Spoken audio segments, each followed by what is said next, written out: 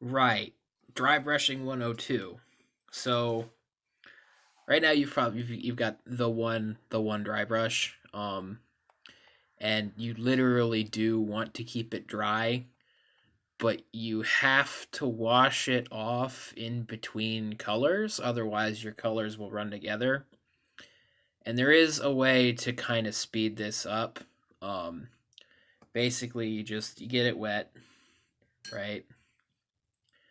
And you try to get as much of the paint out of it in the jar as you can. Kind of scrub it up against. Let me show you. Like you want to like kind of scrub it up like this against the side of the jar or whatever you're using. Um, and then you take it out and take a rag or a paper towel. I use rags, but then you kind of like you kind of almost want to like pull at it, like really just try to like uh, what's the correct word? Squeegee all the water out of it as much as you can. Um, Firm, like firm pressure and a nice pull, and then you can then like feel it. And usually, if you've done it right, you probably won't be able to tell that there's any like if you rub it up against your skin, you shouldn't really feel any moisture. If you do, just do it again. And then you go on to your next paint. Um, as a quick aside, most dry brushes are like burnt out, shitty brushes. Like this one is a medium base from Citadel that I use, but because they're basically really used and abused brushes. Like you've gotten a lot of paint, or I've gotten a lot of paint up into the I think it's called a ferrule, the little metal bit. Um, like that's how you'll ruin a brush basically, and you will ruin brushes. It's impossible. Like even if you take really really good care of them, you will like just eventually build up some paint up in here, and it'll splay out. And another thing to keep in mind is that like certain colors will stain your brush, and that will carry through between sessions, even if you're like using like a brush cleaner. Um, if you can get this, I would recommend getting this. It's usually you can usually get it at a craft store.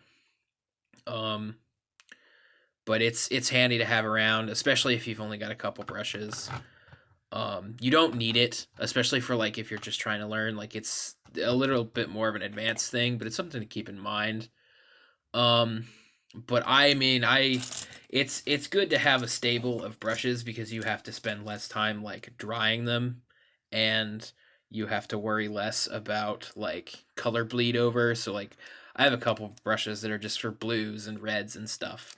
Um, like that said, like there's really no need to run out and buy a bunch of brushes. Like next time Bill stocks brushes, I'd get two of these.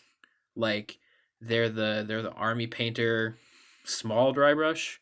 Like this is actually kind of large, like at least in my opinion. If you're trying to do like actual small dry brushing, you want something like this. This is used to be a good brush, and then it through use it was not. But anyway, so actually dry brushing on a model. Um, I got me my little Primaris Marine here. I did contrast over metal for this, and then what I do is Necron compound over top. It's basically the same two-step process, um, but this is about the only thing I have ready to go to kind of show you how to do it.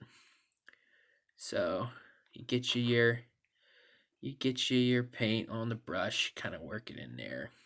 And like if it's powdery like this, it may not look like you're getting much on there, or like it's really messy and dirty. And it is.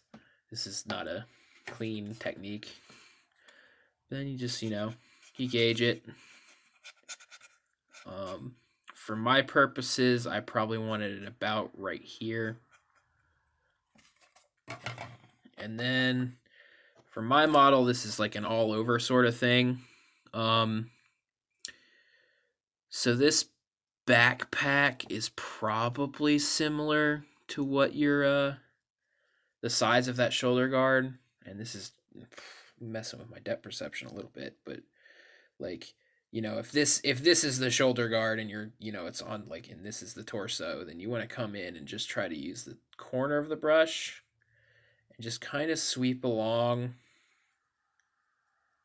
those edges, and really, really light pressure. In fact, that might be a little bit too much paint on my brush for this. I think it is.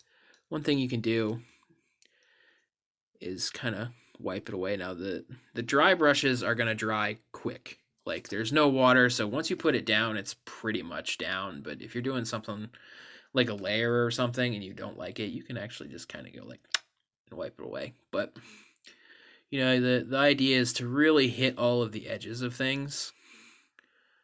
Just light pressure, go over everything.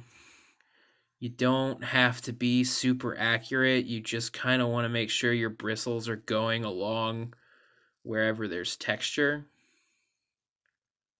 So as I work around, like, you see, it's kind of getting your highlights starting to pick up right along the edge of his rim, but the field is still pretty blue.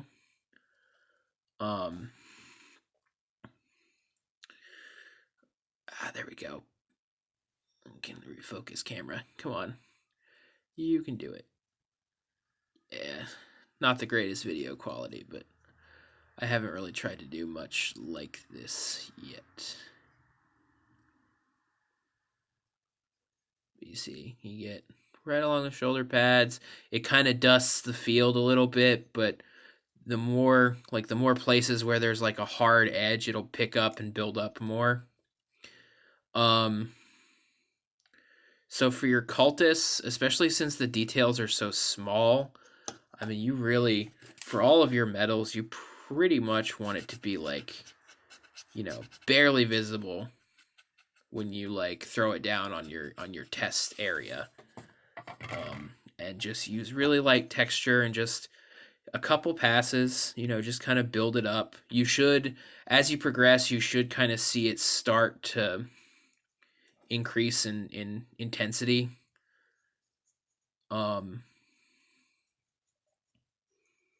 Yeah. That's, at least right now, most of the relevant, like, dry brushing techniques I can kind of show you and keep a oh shit, this is an 8-minute video. All right. Yeah. Like, the key point is, like, the more paint you have on your brush when you dry brush, the more intense and messy the effect is going to be. So, like, my death guard here, there's no dry brushing on these guys yet, but you've seen my death guard, and there's like 4 different dry brush steps, and it's all just like one really heavy green, next step up is a different green, but it's also less paint on it. You just kind of build and build and build and build. For your purposes, you really only got to do the one on that gold, and just make sure you're keeping it really, really light. Anyway, hope that helps.